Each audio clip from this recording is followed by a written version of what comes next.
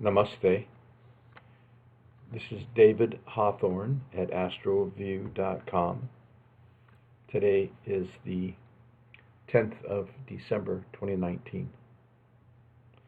Following is the Vedic astrology chart for the time of the volcano, the White Island volcano in New Zealand, which took place on December 9th at 2:11 p.m. Now, using systems approach to Vedic astrology, we see that this gives the Pisces rising sign. And we know for Pisces, the 6th house ruler Sun, the 8th house ruler Venus, and the 12th house ruler Saturn are functional malefic planets. Venus actually becomes known as the most malefic planet. We see that Venus and Saturn are in conjunction, close conjunction, so this is a planetary war between these two functional malefic planets.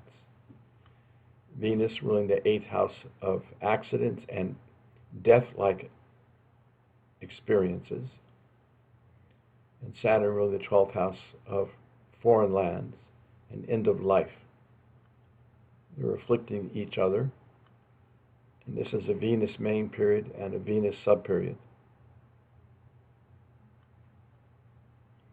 We also see that K2 at 14 degrees throws its 5th aspect on a moon at 14 degrees. Moon, of course, rules the public.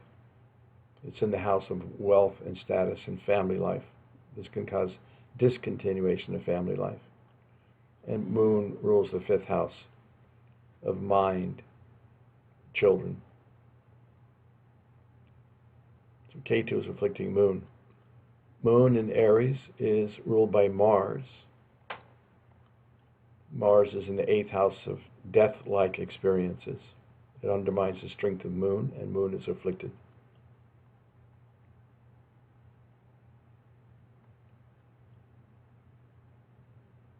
So these are the main significations in this chart for the volcano in New Zealand. Our hearts and prayers go out to families and friends of the ones that were lost, who passed away due to the volcano, and to those who are injured as well. But the point is that we can see in any horoscope, if we just do a chart for the moment of the event, the date, time, place, location, then we can see the factors contributing to this problem. If people are not using systems approach to Vedic astrology, they may not know that Venus is the most malefic planet for Pisces. Most people do think that Saturn can cause trouble, but Saturn is only a malefic planet for 3 rising signs: Cancer, Virgo, and Pisces. When you're studying any chart, you look to see if the 6th, 8th, or 12th houses contain a multicone sign, and if they do, the ruler of that house becomes a functional malefic planet for that particular ascendant or rising sign. All other planets for that horoscope will be functional benefic planets. In essence, all 7 of the planets are functional malefic planets for 3 ascendants or rising signs, and they are functional benefic for the other 9 rising signs. In the past, people thought, oh, Saturn is a malefic planet, maybe Mars is a malefic planet. But they would think that Jupiter and Mercury and Venus and Moon were benefics for everybody. That's not true. All 7 planets can be a functional malefic planet depending on the position of the multicone signs. We know that every planet has an exaltation sign. Sun is exalted in Aries. and every planet has a debilitation sign. Sun is debilitated in Libra. But every planet also has a mul trikona sign. And according to sage Parashara, grahas rule 2 bhavas, planets rule 2 houses. Mul trikona sign takes precedence. And Professor Chaudhry, who developed the systems approach to Vedic astrology, discovered that if one of those mul trikona signs falls in a Dustan bhava, an inauspicious house, the 6th, 8th, or 12th, then that ruler becomes a functional malefic planet for that particular horoscope. The mul trikona signs are 1, Aries for Mars, 4, Cancer for the Moon, 5, Leo for the Sun, 6, Virgo for the Mercury, 7, Libra for Venus, 9, Sagittarius for Jupiter, and 11, Aquarius for Saturn. So it's a very simple way to look at every rising sign and just look to see if one of those numbers, 1, 4, 5, 6, 7, 9, or 11, fall in the 6th, 8th, or 12th houses. If they do, then you know that for that particular chart, that planet is a functional malefic planet. If planets are within 5 degrees of each other, they have an impact.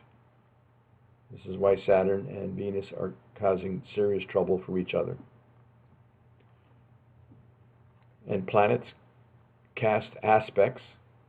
Every planet casts an aspect in the house opposite where it sits. Some planets have additional aspects. Saturn throws an aspect 3, 7, and 10 houses away. Jupiter aspects 5, 7, and 9 houses away. Rahu and Ketu aspect 5, 7, and 9 houses away.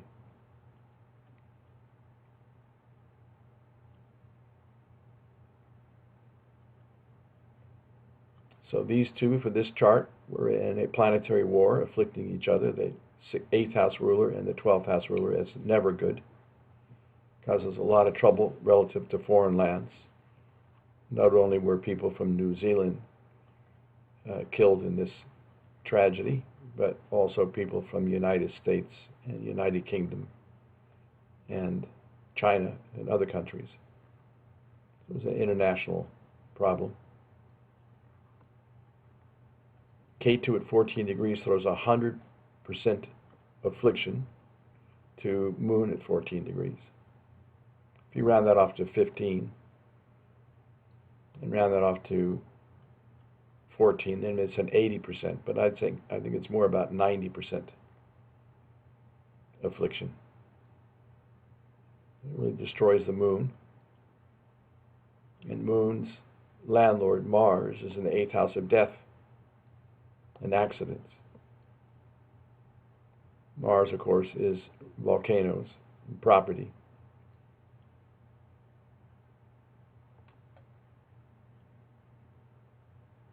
If you add 5 degrees to Rahu, that's 1925. So Rahu's 5th aspect is actually inside the 5-degree orb of Mars as well. Rahu's sudden, unexpected calamities.